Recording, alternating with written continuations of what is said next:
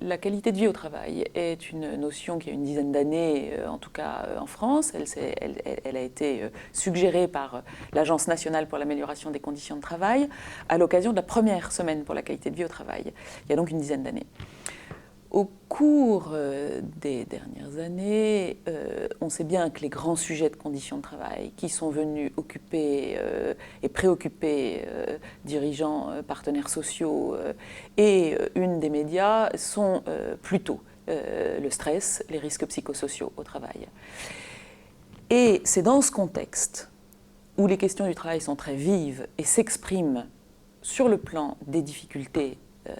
et des risques psychosociaux, que finalement s'est imposé, à la faveur d'une négociation, d'une délibération sociale et d'une négociation sociale, s'est imposé et institutionnalisé, on pourrait dire, cette notion de qualité de vie au travail. Et là où elle a beaucoup d'intérêt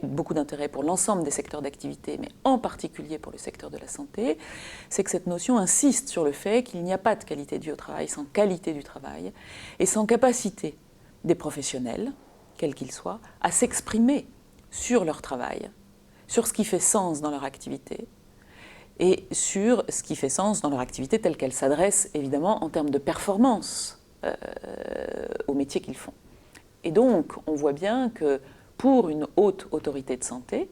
quand elle noue ce partenariat avec l'ANACT, les liens entre qualité de vie au travail et qualité des soins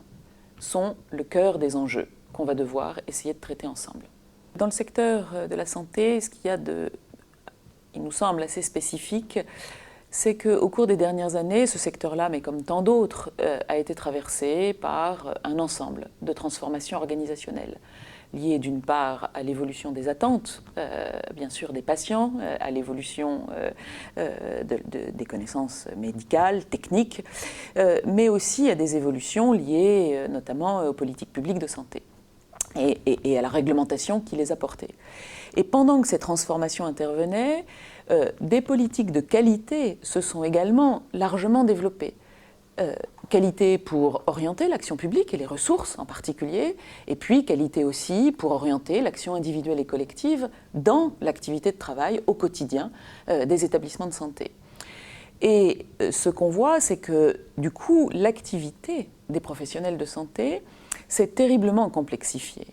Mais à mesure que l'activité se complexifie, les arbitrages pour pouvoir faire face aux exigences de l'activité s'appauvrissent. On ne peut pas tout traiter, on ne peut pas tout gérer. Et c'est là le nœud du problème, quand les personnels de santé voient passer évidemment des exigences en termes de qualité des soins qui sont parfaitement légitimes et auxquelles ils tiennent en tant que professionnels, et des possibilités concrètes de réalisation de l'activité dans laquelle ils ont l'impression de renoncer au sens de ce qu'ils font. Et donc là, il y a une vraie tension, et une vraie tension qu'il s'agit d'explorer, et dans laquelle, encore une fois, qualité des soins et qualité de vie au travail peuvent se répondre pour imaginer et travailler à des alternatives en termes de réponse.